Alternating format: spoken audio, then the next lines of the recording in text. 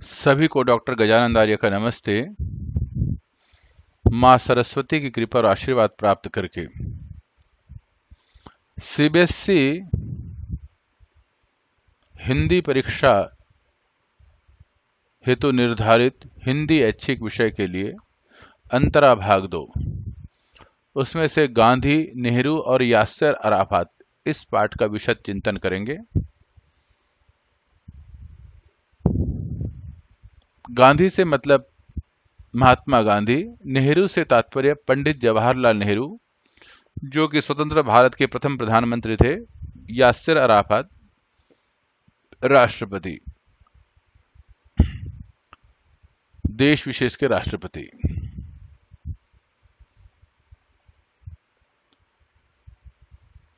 उन दिनों मेरे भाई बलराज सेवाग्राम में रहते थे।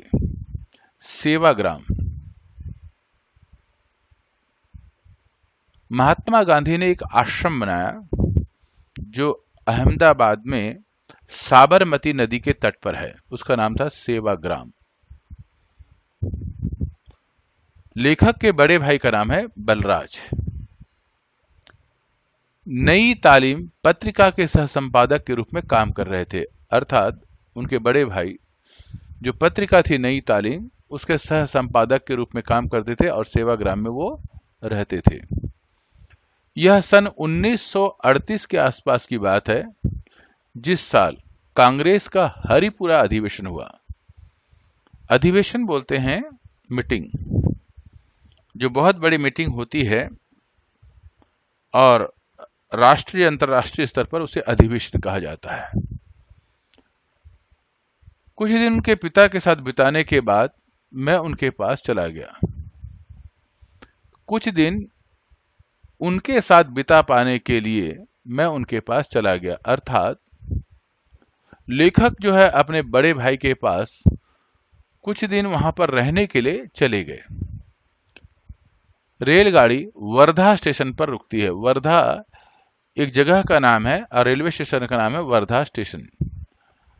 वहां से 5 मील दूर सेवाग्राम तक का फासला इक्के या तांगे में बैठकर तय करना होता था। इक्का या तांगा, घोड़ा गाड़ी को इक्का या तांगा कहते हैं। मैं देर रात सेवाग्राम पहुंचा। एक तो सड़क कच्ची, इस पर घुप अंधेरा। उन दिनों सड़क पर कोई रोशनी नहीं हुआ करती थी। घुप का मतलब एकदम अंधेरा।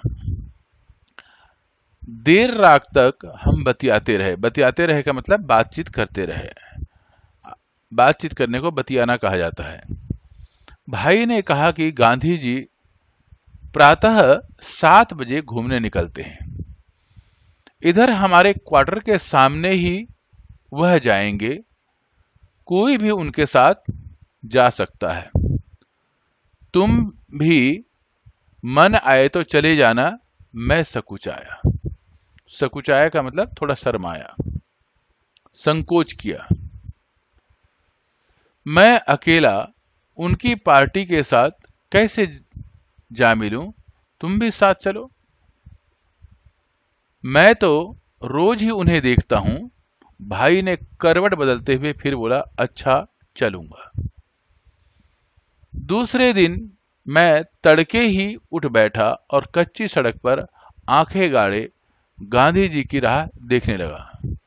तड़के का मतलब एकदम सुबह, भोर का समय, सूर्योदय से पूर्व का समय। और आंखें गाड़े का मतलब ध्यान से मैं देखता रहा कि गांधी जी उधर से कब आएंगे। अर्थात लेखक के मन में बहुत ही तमन्ना थी, बहुत ही ज्यादा इच्छा थी कि गांधी जी का दर्शन करूं और उनके सामने में जाकर के दर्शन करूं। भाई के पास तो आना एक उद्देश्य था ही, लेकिन उससे ज्यादा बड़ा उद्देश्य उन्हें गांधी जी के दर्शन का था। ऐन 7 बजे आश्रम का फाटक लांघकर गांधी जी अपने साथियों के साथ सड़क पर आ गए। उन पर नजर पड़ते ही मैं पुलक उठा। पुलक उठा का मतलब प्रसन्न हो उठा। पुलक माने प्रसन्नता।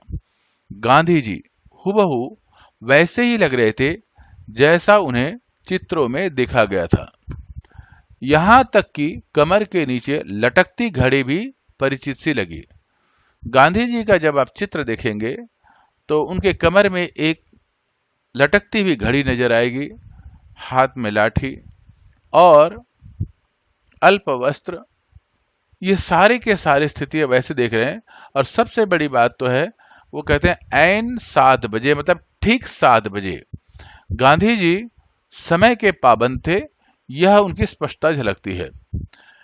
बलराज अभी भी बेसुध सो रहे थे। हम रात देर तक बातें करते रहे थे। मैं उतावला हो रहा था। आखिर मुझसे नहीं रहा गया। मैंने झिझोड़ कर उसे जगाया। झिझोड़ करके मतलब हिला करके, जोर से सोते हुए व्यक्ति को अच्छी तरह हिला करके जगाना, इसको झिझोड़ कर कहा जाता है। वो इतावला इसलिए हो रहे थे कि क्योंकि गांधी जी का दर्शन करने की उनके मन में तमन्ना थी। ये एक मुख्य उद्देश्य था यहाँ पर आने का और रहने का, क्योंकि सेवाग्राम में ही उनका दर्शन हो सकता था। तो इसीलिए अपने बड़े भाई को वो जगाते हैं। उठो यार। गांधी जी तो आगे भी निकल गए। मैंने कहा था कि तुम अपने आप चले जाना। बलराज आंखें मलते हुए उठ बैठे। मैं अकेला कैसे चले जाता? जिस समय हम बाहर निकले, गांधी जी की पार्टी काफी दूर तक जा चुकी थी। चिंता नहीं करो, हम उनसे जा मिलेंगे और वापसी पर तो उनके साथ ही होंगे। आखिर हम कदम बढ़ाते कुछ ही देर में उनसे जा मिले। गांधी जी ने मुड़कर देखा। भाई ने आगे बढ़कर मेरा परिचय कराया। मेरा भाई है, कल ही रात पहुंचा है। अच्छा, इसे भी घेर लिया? गांधी जी ने हंसकर कहा। नहीं बापू, यह केवल कुछ दिन के लिए मेरे पास आया है। गांधी जी ने मुस्कुराकर मेरी ओर देखा और सिर हिला दिया। मैं साथ चलने लगा। लेखक की एक सबसे बड़ी खूबी है, अपने लेखन शैली में, अपने संस्मरण में कुछ बातचीत का अंश भी डाल देते हैं, ताकि संस्मरण रुचिकर हो जाए, पढ़ने में उसका आनंद का अनुभव हो। तो ये लेखक की सबसे बड़ी खूबी है। अगर संस्मरण में इसको पिरो दिया जाए तो इसका आनंद अद्भुत लगता है। गांधी जी के साथ चलने वाले लोगों में मैंने एक दो को पहचान लिया। डॉक्टर सुशीला नैयर थी और गांधी जी के निजी सचिव महादेव देसाई थे। मैं कभी आसपास देखता तो कभी नीची किए जमीन की ओर, गांधी जी की धूल भरी चप्पलों की ओर देखने लगा। मैं गांधी जी से बात करना चाहता था, पर समझ में नहीं आ रहा था कि क्या कहूं। फिर सहमा ही मुझे सूझ आ गया। आप बहुत साल पहले हमारे देश रावलपिंडी में आए थे, मैंने कहा। तो लेखक ने कुछ बातचीत करने की कोशिश की, ताकि थोड़ा परिचय भी बढ़े और जो असहजता महसूस कर रहे थे वो सहज हो जाए। गांधी जी रुक गए। उन्होंने मेरी ओर देखा। उनकी आंखों में चमक सी आई और मुस्कुरा करके बोले, याद है, मैं कोहाट से रावलपिंडी गया था। मिस्टर जान कैसे हैं? मैंने जान साहब का नाम सुन रखा था। वे हमारे शहर के जाने माने बैरिस्टर थे। बैरिस्टर वकील को कहते हैं। आजकल जैसे एलएलबी की उपाधि मिलती है, तो उस समय बैरिस्टर की उपाधि मिलती थी लॉ का परीक्षा पास करने के लिए। पुराने जमाने के जो अच्छे वकील थे, वो अंग्रेजी में जो बैरिस्टर की उपाधि प्राप्त करते थे, वो वकील थे। तो बैरिस्टर जो है वकील की उपाधि है। मुस्लिम सज्जन थे। संभवतः गांधी जी उसके यहां ठहरे होंगे। फिर सहसा ही गांधी जी के मुंह से निकला, अरे, मैं उन दिनों कितना काम कर लेता था, अभी थकता नहीं था। हमसे थोड़ा ही पीछे महादेव देसाई मोटा सा लठ उठाए चले आ रहे थे। कोहाट और रावलपिंडी का नाम सुनते ही आगे बढ़ाए और उस दौरे से जुड़ी अपनी यादें सुनाने लगे। एक बार जो सुनाना शुरू किया तो आश्रम के फाटक तक सुनाते ही चले गए। अर्थात जब सुबह की यात्रा में चल रहे थे तो उस समय आपसी जो चर्चा हो रही थी, उस चर्चा को भी लेखक ने यहाँ पर निबद्ध किया है, लिखा है। किसी किसी वक्त गांधी जी बीच में हंसते हुए कहते, वे बहुत धीमी आवाज में बोलते थे, लगता है अपने आप से बात कर रहे हैं।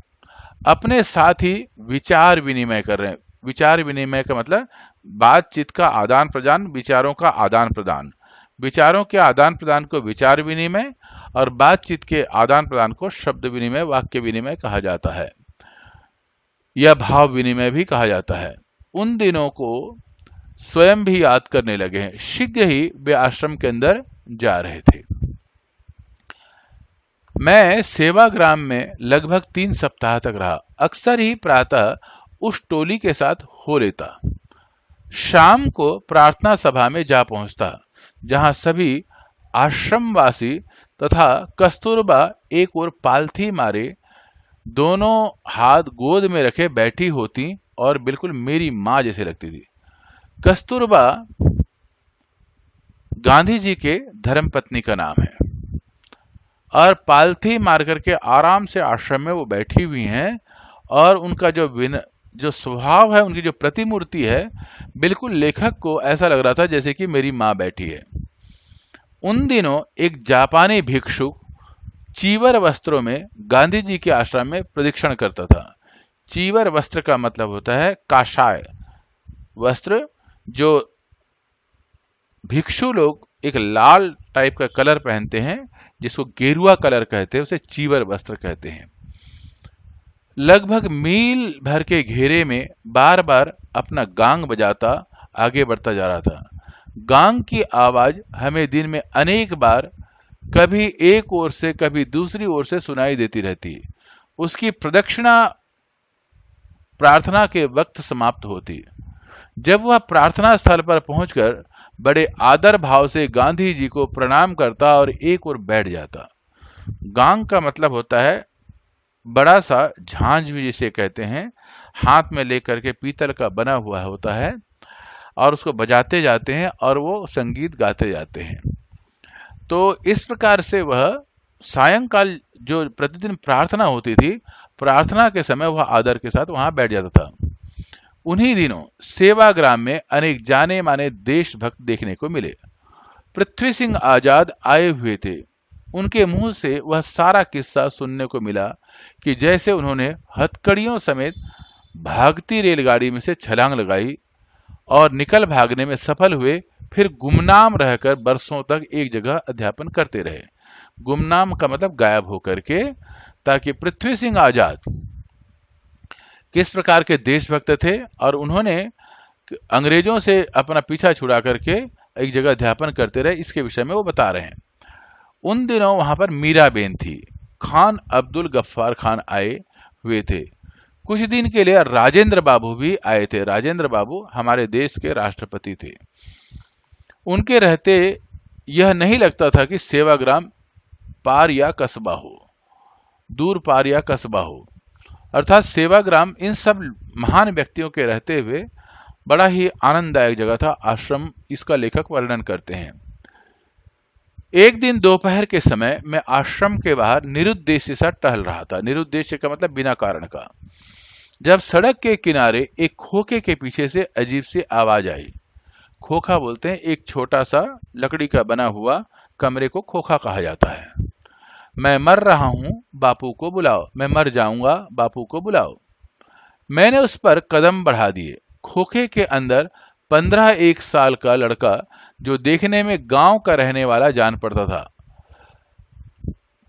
हाथ पैर पटक रहा था, हाँफता हुआ बार बार कहे जा रहा था, मैं मर जाऊंगा, बापू को बुलाओ। 2-1 आदमी उसके पास आकर खड़े हो गए थे। उनमें से एक आश्रमवासी जान पड़ता था। आश्रमवासी का मतलब आश्रम में रहने वाला। अरे कुछ बताओ तो, तुम्हें क्या हुआ है? वैद्य को बुलाएं। वैद्य का मतलब होता है आयुर्वेद के चिकित्सक, डॉक्टर को वैद्य कहा जाता है। बापू, बापू को बुलाओ। लड़का बार बार दोहराया जा रहा था। बापू नहीं आ सकते, जरूरी मीटिंग चल रही है। पर लड़का बार बार चिल्लाए जा रहा था, हाथ पांव पटक रहा है। आप यहाँ लेखक का चित्र देख रहे हैं। इतने में मैंने आंख उठाकर देखा, गांधी जी चले आ रहे थे। दोपहर का वक्त था और वह नंगे बदन पर खाकी की हल्की सी चादर ओढ़े मैदान लांग रहे थे। यहाँ पर गांधी जी का शारीरिक दृश्य के विषय में वर्णन करते हैं। वो हमेशा खादी का वस्त्र पहनते थे और वहीं बनाया करते थे। नंगे बदन का मतलब यह है ऊपर कुछ नहीं पहनते थे। अरे आह, बापू आ गए, आ रहे हैं, आश्रमवासी ने कहा, जिस पर लड़का ऊंचा ऊंचा चिल्लाने लगा, बापू मैं मर रहा हूं, मैं मर जाऊंगा, और दाएं बाएं सिर झुलाने लगा। गांधी जी उसके पास आकर खड़े हो गए। उसके फूले हुए पेट की ओर उनकी नजर गई, उस पर हाथ फेरा और बोला, ईक पी रहा है, ज्यादा पी गया तू, तू तो पागल है।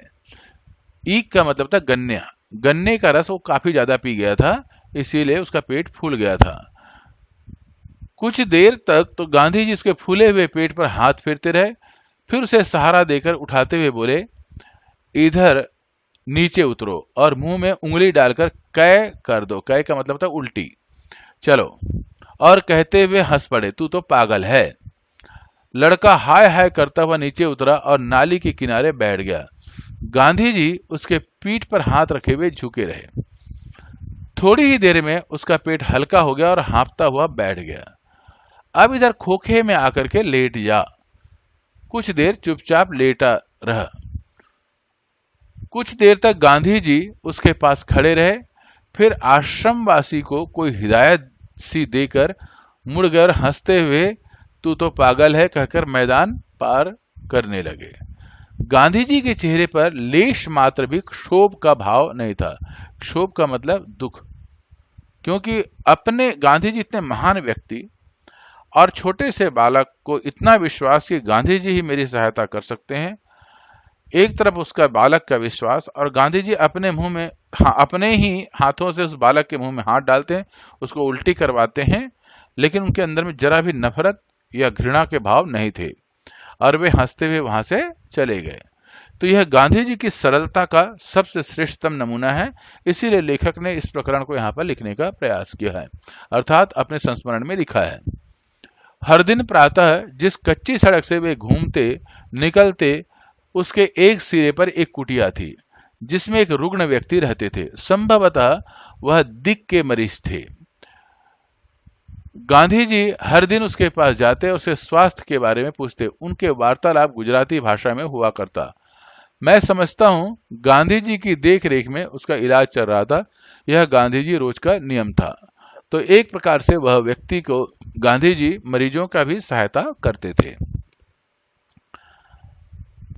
यह पहला प्रकरण, पहला संस्मरण गांधी जी के ऊपर था।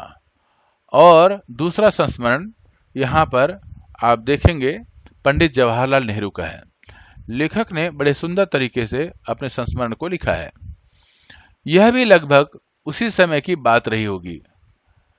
पंडित नेहरू कश्मीर यात्रा पर गए थे, जहां उनका भव्य स्वागत हुआ। शेख अब्दुल्ला के नेतृत्व में झेलम नदी पर शहर के एक सिरे से दूसरे सिरे तक, 7वें पुल से अमेरिका दल तक नावों में उनकी शोभा यात्रा देखने को मिली। जब नदी के दोनों ओर हजारों हजार कश्मीर वासी अदम्य उत्साह के साथ उनका स्वागत कर रहे थे, अद्भुत दृश्य था। अदम्य उत्साह का मतलब होता है बहुत ज्यादा खुशी के साथ। तो शेख अब्दुल्ला वहां के नेता थे और बाद में वहां के प्रधान मुख्यमंत्री भी रहे हैं। कश्मीर में उनका बड़ा ही भव्य स्वागत किया। यह दृश्य बड़ा ही शोभनीय था, सुंदर था, वर्णनीय था। इसीलिए लेखक ने यहाँ पर सुंदर तरीके से लिखा है।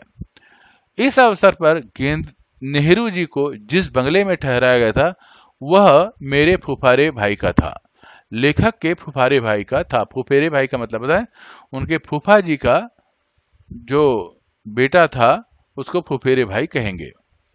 और भाई के आग्रह पर मैं पंडित जी की देखभाल में उनका हाथ बटाऊं, मैं भी उस बंगले में पहुंच गया। दिन भर पंडित जी स्थानीय नेताओं के साथ जगह जगह घूमते, विचार विमर्श करते, बड़े व्यस्त रहते। शाम को जब बंगले में खाने के पर बैठते तो और लोगों के साथ मैं भी जा बैठता, उनका वार्तालाप सुनता। नेहरू जी को नजदीक से देख पाने का मेरे लिए सुनहरा मौका था। लेखक को बड़े आनंद की अनुभूति हो रही है। यहाँ पर आप पंडित जवाहरलाल नेहरू का चित्र देखते हैं, जो स्वतंत्र भारत के प्रथम प्रधानमंत्री थे। तो उनके विषय में उनको पास से देखने की बड़ी ही तमन्ना थी। नेहरू जी को पंडित जी कहा करते थे क्योंकि उनका पूरा नाम था पंडित जवाहरलाल नेहरू। नेहरू उनको इसलिए कहते हैं क्योंकि कश्मीर में उनका घर जो था पहले नहर के किनारे था, तो इसीलिए नेहरू कहते हैं। उस रोज खाने की मेज पर बड़े लब्ध प्रतिष्ठ लोग बैठे हुए थे। लब्ध प्रतिष्ठ का मतलब होता है जिनको बहुत ज्यादा सम्मान मिला था, सम्मानीय व्यक्ति को लब्ध प्रतिष्ठ लोग, जिनकी प्रतिष्ठा भारतवर्ष में काफी ऊंची थी। शेख अब्दुल्ला, खान अब्दुल गफ्फार खान, श्रीमती रामेश्वरी नेहरू और उनके पति आदि। बातों बातों में कहीं धर्म की चर्चा चली तो रामेश्वरी नेहरू और जवाहरलाल जी के बीच बहस सी छिड़ गई। ये बहुत ही सुंदर प्रकरण है। रामेश्वरी नेहरू और पंडित जवाहरलाल नेहरू पर जो चर्चा हुई थी उसको उन्होंने लिखा। एक धार्मिक विषय पर बड़ी सुंदर चर्चा हुई और जिसको नेहरू जी ने बड़े सुंदर तरीके से धर्म की वो व्याख्या करते हैं कि वास्तविक धर्म क्या है। एक बार तो पंडित जवाहरलाल बड़ी गर्म जोशी के साथ तनिक तुनक कर बोले। तनिक तुनक कर का मतलब थोड़ा सा, तुनक कर थोड़ा सा जोश मिजाज से बोले, मैं भी धर्म के बारे में कुछ जानता हूं। रामेश्वरी चुप रही।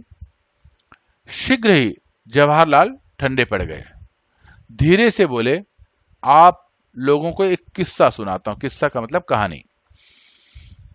और उन्होंने फ्रांस के एक विख्यात लेखक अनातोले फ्रांस द्वारा लिखित मार्मिक कहानी सुनाई।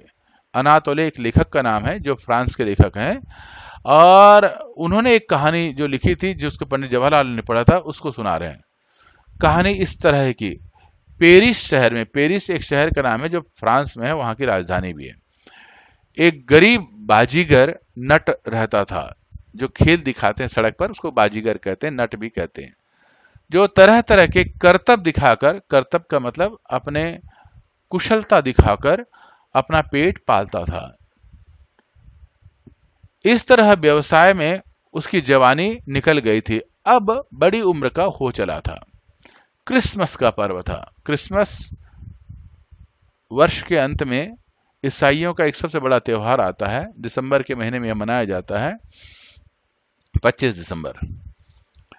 पेरिस के बड़े गिरजे में पेरिस निवासी सजे धजे, हाथों में फूलों के गुच्छे और तरह तरह के उपहार लिए माता मरियम को श्रद्धांजलि अर्पित करने गिरजे में जा रहे थे। गिरजा का मतलब होता है ईसाइयों का धर्म स्थल, उसे गिरजाघर कहा जाता है। माता मरियम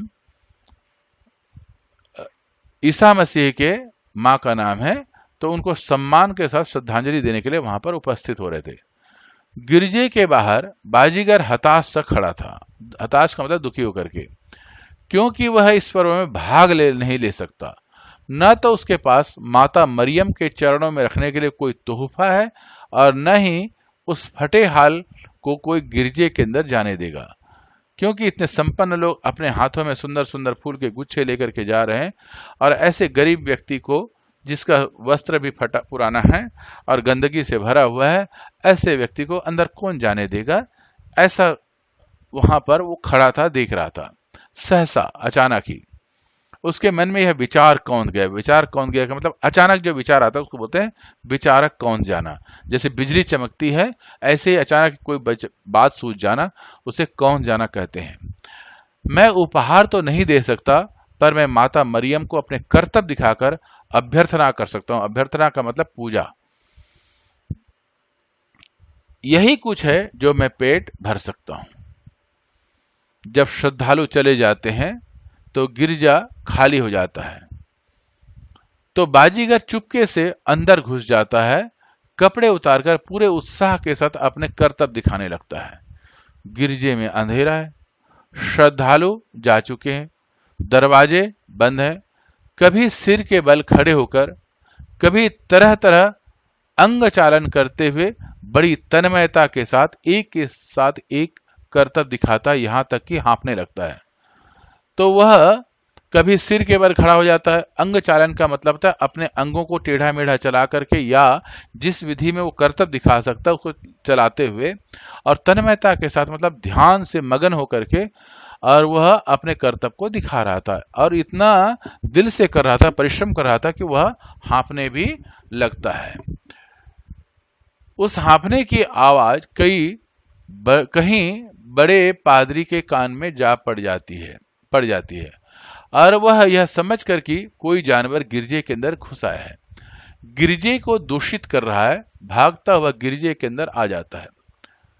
उस वक्त बाजीगर सिर के बल खड़ा अपने चहेता करतब बड़ी तन्मयता से दिखा रहा है। यह दृश्य देखते ही बड़ा पादरी तिलमिला उठता है। माता मरियम का इससे बड़ा अपमान क्या होगा। आग बबूला वह नट की ओर बढ़ता है और उसे लाज जमाकर गिरजे से बाहर निकाल दे।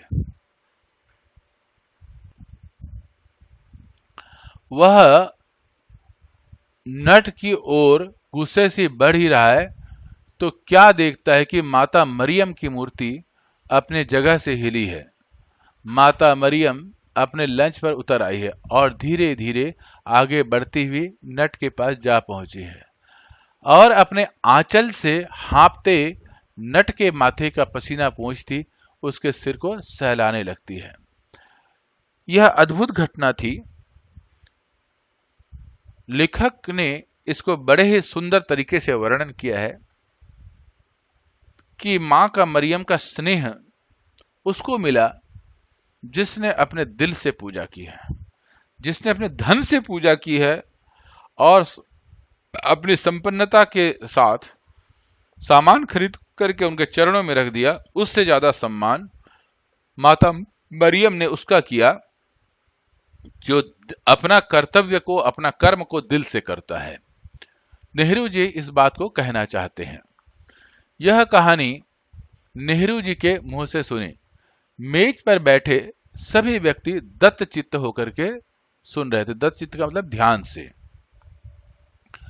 नेहरू जी का कमरा ऊपर वाली मंजिल पर था, जिसके बगल वाले कमरे में मैं और मेरे फुफारे भाई टिके हुए थे। उस रात देर तक नेहरू जी चिट्ठियां लिखवाते रहे थे। सुबह सवेरे जब मैं उठकर नीचे जा रहा था तो नेहरू जी के कमरे के सामने से गुजरते हुए मैंने देखा कि नेहरू जी फर्श पर बैठे चरखा काट रहे हैं। उनकी पीठ दरवाजे की ओर है।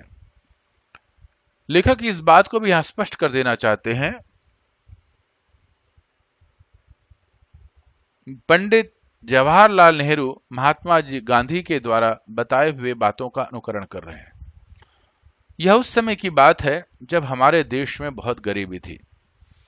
तो गांधी जी ने एक नारा दिया था, अपने आप धागा बनाओ, अपने आप कपड़ा बनाओ और फिर अपने को इस देश के कपड़े को इसी में सब लोग पहने। अगर हर व्यक्ति परिश्रम करेगा तो यहां का देश अपने आप तरक्की के पथ पर जाएगा। तो उन्होंने शुरुआत की थी चरखे से। उस समय में कपड़ा विदेशों से आता था, यहां से रुई वहां भेजा जाता था, कच्चा माल, और बना बनाया कपड़ा बाहर से आता था। इस चीज का गांधी जी ने विरोध किया था और कहा कि यहाँ का रुई यही धागा बनाए, हर व्यक्ति जो भी खाली बैठा है वो काम करे। तो मुख्य उद्देश्य ये था। तो इस बात को नेहरू जी भी अनुकरण कर रहे थे। वो लेखक ने इस बात को यहाँ पर बताया है। मैं चुपचाप नीचे उतर आया। नीचे आकर के देखा कि बरामदे में तिपाही पर अखबार रखा था। मैंने अखबार उठा लिया, बरामदे में खड़ा नजरसानी करने लगा, मतलब देखने लगा। ये उर्दू का शब्द है। मैं कभी अखबार देख ही रहा था कि सीढ़ियों पर किसी के उतरने की आवाज आई। मैं समझ गया कि नेहरू जी उतर रहे हैं। उन्हें रोज अपने साथियों के साथ पहलगाम के लिए रवाना हो जाना था। अखबार मेरे हाथ में था। तभी मुझे एक बचकाना सी हरकत सूझी। बचकाना का मतलब छोटे बच्चों की तरह। मैंने फैसला किया कि मैं अखबार पढ़ता रहूंगा और तभी नेहरू जी के हाथ में दूंगा जब वह मांगेंगे। कम से कम छोटा सा वार्तालाप तो इस बहाने हो ही जाएगा। तो वार्तालाप का मतलब बातचीत। किसी भी बहाने वो नेहरू जी के साथ बातचीत करना चाहते थे। नेहरू जी आए। मेरे हाथ में अखबार देखकर चुपचाप एक ओर खड़े हो रहे।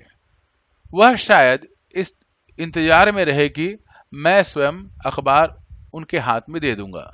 मैं अखबार की नजरसानी क्या करता, मेरी टांगे लरजने लगी थी। लरजने का मतलब थकावट से कमजोर होने लगी थी। अर्थात नेहरू जी बिगड़ न उठे, फिर भी अखबार को थामे रखा। अर्थात मैं शांत बैठा था, मेरे टांगों में थकावट हो गई थी। मैं चाहता था उसे हिलाऊं, लेकिन मैं चुपचाप बैठा रहा। मैं जानना चाहता कि नेहरू जी का इस पर क्या प्रतिक्रिया होगी, इसको मैं जानना चाह रहा था, ये लेखक कहते हैं। कुछ देर के बाद नेहरू जी धीरे से बोले, आपने देख लिया हो तो क्या एक नजर देख सकता हूं? सुनते ही मैं पानी पानी हो गया और अखबार उनके हाथ में दे दिया।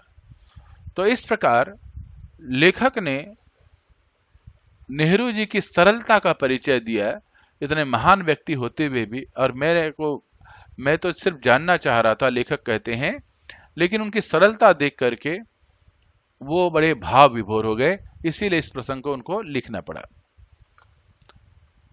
तीसरा प्रसंग, जिसमें यास्सेर अराफात के विषय में वर्णन है। उन दिनों लेखक कह रहे हैं, मैं अफ्रो एशियाई लेखक संघ में कार्यकारी महामंत्री के पद पर सक्रिय था। ट्यूनीसिया की राजधानी ट्यूनिस में अफ्रो एशियाई लेखक संघ का सम्मेलन होने जा रहा था। भारत से जाने वाले प्रतिनिधि मंडल में सर्वश्री कमलेश्वर, जोगिंदर पाल, बालू राव, अब्दुल बिस्मिल्लाह आदि थे। प्रतिनिधि मंडल का मतलब होता है एक समूह जो भारतवर्ष का प्रतिनिधित्व करता है और उस लेखक संघ में जाकर के अपनी विचारधाराओं को वो रखते हैं और भारतीय लेखन परंपराओं के विषय में वर्णन करेंगे। इसीलिए लेखकों की जो प्रतिनिधि मंडल उनको कहा जाता है। कार्यकारी महामंत्री के नाते मैं अपनी पत्नी के साथ कुछ दिनों के पहले पहुंच गया था। ट्यूनिस में ही उन दिनों लेखक संघ की पत्रिका लोटस का संपादकीय कार्यालय भी हुआ करता था। एकाध वर्ष पहले ही पत्रिका के प्रधान संपादक फैज अहमद फैज चल बसे थे। चल बसे का मतलब मृत्यु पर के ग्रास में चले गए थे, अर्थात मर गए थे। उसको चल बसना कहते हैं। अगर कोई किसी की मृत्यु हो जाए तो उसे चल बसा कहते हैं। ट्यूनिस में ही उन दिनों फिलिस्तीनी अस्थाई सरकार का सदर मुकाम हुआ करता था। उस समय वह तक फिलिस्तीन का मामला हल नहीं हुआ था और ट्यूनिस में ही यास्सेर अराफात के नेतृत्व में अस्थाई सरकार काम कर रही थी। अर्थात यास्सेर अराफात वहां के राष्ट्रपति थे फिलिस्तीन के, और फिलिस्तीन में ही यह अस्थाई सरकार थी। लेखक संघ की गतिविधि में फिलिस्तीनी लेखकों के बुद्धिजीवियों तथा अस्थाई सरकार का योगदान था। एक दिन प्रातः लोटस के तत्कालीन संपादक मेरे पास होटल में आए और कहा कि मुझे और मेरी पत्नी को उस दिन सदर मुकाम में आमंत्रित किया गया है। उन्होंने कार्यक्रम का ब्यौरा नहीं दिया, केवल यह कहकर चले गए कि मैं 12 बजे तुम्हें लेने आऊंगा। वहां पहुंचे तो बड़ी झेप हुई। हमारे पहुंचने पर यास्सेर अराफात अपने एक दो साथियों के साथ बाहर आए और हमें अंदर ले आ गए। लेखक को इस बात की बड़ी आश्चर्य हुई और खुशी हुई कि एक राष्ट्रपति स्वयं बाहर आते हैं और बाहर आकर के उनको अपने आप साथ में ले चलते हैं। इससे ये बताना चाहते हैं कि एक राष्ट्रपति भी अगर विनम्र हो और आम आदमी की तरह हर व्यक्तियों के साथ व्यवहार करे, अहंकार से दूर रहे, तो देश की तरक्की अवश्य संभव हो सकता है। संभव है संपादक महोदय ने सुरक्षा की दृष्टि से हमें खोलकर न बताया हो कि वास्तव में हम दोनों को दिन के भोजन पर आमंत्रित किया गया था। अंदर पहुंचे सदर मुकाम के लगभग 20 एक अधिकारी, कुछ एक फिलिस्तीनी लेखक तपाक से मिले और कुछ एक से मैं पहले मिल चुका था, तो वहां पर काफी लोग इकट्ठे थे। अंदर पहुंचे तो सदर मुकाम के लगभग 20 एक अधिकारी वहां पर मिले। हम बड़े कमरे में दाखिल हुए। दाईं ओर को लंबी सी खाने की मेज पहले से लगी हुई थी। उस पर पहले से एक बड़ा सा भुना हुआ बकरा रखा हुआ था जो लगभग आधे मेज को घेरे हुए था। ये वहां की भोजन व्यवस्था के विषय में वर्णन कर रहे हैं। मैं और मेरी पत्नी कमरे के बाईं ओर बिठाए गए जहां चाय पान का प्रबंध था। चाय पान का मतलब चाय पानी शब्द है, चाय नाश्ता को चाय पान कहा जाता है। यासिर अराफात हमारे साथ बैठ गए। धीरे धीरे बातों का सिलसिला शुरू हुआ। हमारा वार्तालाप ज्यादा दूर तक तो नहीं जा सकता था। फिलिस्तीन के प्रति साम्राज्यवादी शक्तियों के अन्यायपूर्ण रवैये की हमारे देश के नेताओं के द्वारा की गई भर्त्सना, भर्त्सना का मतलब निंदा, फिलिस्तीन आंदोलन के प्रति विशाल स्तर पर देशवासियों को सहानुभूति और समर्थन आदि एक दो बार जब मैंने गांधी जी और हमारे देश के अन्य नेताओं का जिक्र किया तो अराफात बोले, वे आपके ही नहीं हमारे भी नेता हैं, उतने ही आदरणीय जितने आपके लिए हैं। तो फिलिस्तीन के जो नेता थे यासिर अराफात का आप चित्र यहाँ पर देख रहे हैं। वो भारतीय नेताओं का सम्मान भी करते हैं और दोनों के दोनों देश एक प्रकार से इन पूंजीवादी व्यवस्थाओं से लड़ रहे थे और इस अपने देश को स्वतंत्र कराने में लगे हुए थे। तो ऐसे समान विचारधारा के व्यक्ति जब मिल जाते हैं तो सम्मान भी एक दूसरे का बढ़ता भी है। बीच बीच में आतिथ्य भी चला था। आतिथ्य का मतलब था अतिथियों का सम्मान। अराफात हमें फल छील छील कर खिला रहे थे। मतलब एक राष्ट्रपति होकर के भी स्वयं अपने हाथों से फले को छील रहे थे। ये उनके विनम्रता की प्रतीकता है। हमारे लिए शहद की चाय बना रहे थे, साथ ही साथ इधर उधर की बातें भी चल रही थी। अराफात की इंजीनियरिंग की शिक्षा के बारे में, उन्हें अनथक हवाई यात्राओं के बारे में, शहद की उपयोगिता के बारे में शीघ्र हमें बड़े इत्मीनान के साथ बतिया रहे थे। इत्मीनान के साथ, शांति के साथ, आराम से। अनथक का मतलब होता है बिना थके हुए, लगातार। जब भोजन का समय आया तो मैं अपनी जगह से उठा और यह अनुमान लगाकर कि गुसल खाना कमरे के पार गलियारे में होगा।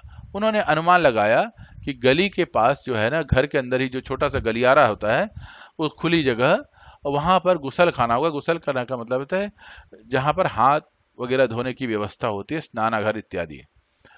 मैं सीधा कमरा लांग गया। मेरा अनुमान ठीक निकला, गुसल खाना वहीं पर था।